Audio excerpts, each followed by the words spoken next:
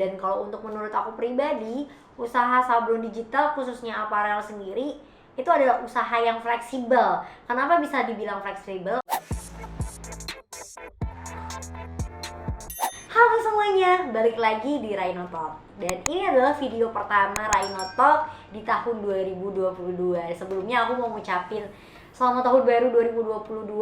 Semoga di tahun ini harapan dan mimpi kita bisa terpenuhi. Dan buat kamu, para pengusaha, semoga di tahun ini juga usahanya semakin lancar, berkembang pesat, maju. Dan yang baru mau memulai usaha, semoga usahanya di tahun 2022 ini bisa terrealisasi ya. Dan di video Rhino Talk kali ini aku akan bahas peluang usaha sablon digital di tahun 2022 dan gimana sih prospek kedepannya. Tonton videonya sampai habis. Sebenarnya teman-teman, kalau misalnya kita membahas tentang sablon digital di tahun 2022 itu gak bisa diprediksi sebenarnya apakah di tahun 2022 ini usaha sablon digital akan naik, turun, atau memang stagnan di situ-situ aja.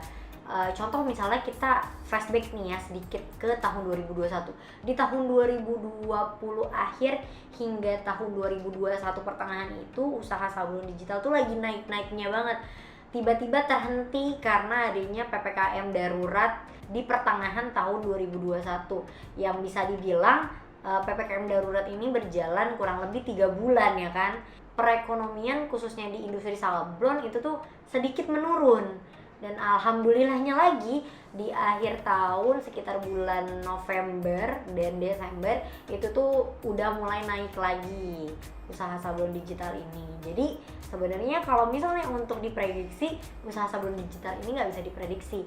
Dan kalau untuk menurut aku pribadi, usaha sablon digital khususnya aparel sendiri itu adalah usaha yang fleksibel. Kenapa bisa dibilang fleksibel? Karena nggak ribet, tidak memerlukan space atau ruang produksi yang cukup luas. Kalau usaha sablon digital sendiri cukup dengan ruang produksi 3x2 itu sudah bisa melakukan proses produksi. Karena bisa dibilang kalau misalnya mesin cuttingnya pun tidak terlalu besar, mesin presnya juga tidak terlalu besar, bahan bakunya pun juga nggak terlalu banyak untuk sablon digital. Ditambah untuk melakukan proses produksi satu baju atau misalnya satu custom produk aja itu hanya memerlukan waktu kurang lebih 15 menit. Cukup mudah dan tidak memerlukan space, apalagi di era digital seperti sekarang. Kita tuh udah ada yang namanya e-commerce dan social media. Kamu bisa memanfaatkan dua platform tersebut. Misalnya kamu misalnya sudah melakukan proses produksi nih, kamu tinggal bikin beberapa sampel untuk kamu posting di e-commerce atau di social media. Kamu bisa foto hasil sampel kamu secara proper ya kan, habis itu kamu langsung posting deh. Setelah itu kamu tinggal tunggu orderan masuk. Andai pun ada yang mau request custom, kamu bisa melakukan proses transaksi melalui WhatsApp untuk request desainnya atau request custom produknya. Kalau di e-commerce kan bisa langsung chat di room chat toko online yang kamu miliki. Walaupun semuanya dilakukan di rumah, tapi cuannya tetap masuk di rekening kamu kan. Terus kak, sablon apa sih yang bakalan naik di tahun 2022? Sini, aku kasih tahu. Jadi menurut prediksi Rhino Indonesia, sebenarnya ada dua metode sablon yang bakalan naik banget di tahun 2022. Yang pertama ada metode sablon sublimasi dan yang kedua ada metode sablon DTF. Sekarang kita bahas satu-satu ya. Kak, kenapa metode sablon DTF? Jadi dari akhir tahun 2020 sampai hari ini metode sablon DTF itu emang lagi happening-happeningnya. Nggak cuma karena happening pakai sama seluruh pengusaha sablon, tetapi memang si metode sablon DTF ini memiliki kelebihan yang dimana dia bisa mencetak gambar secara full color. Dan nggak cuma itu, hasilnya tuh benar-benar ngedok banget, elastis, stretchy, kuat, tahan lama, dan benar-benar menyatu sama bahan.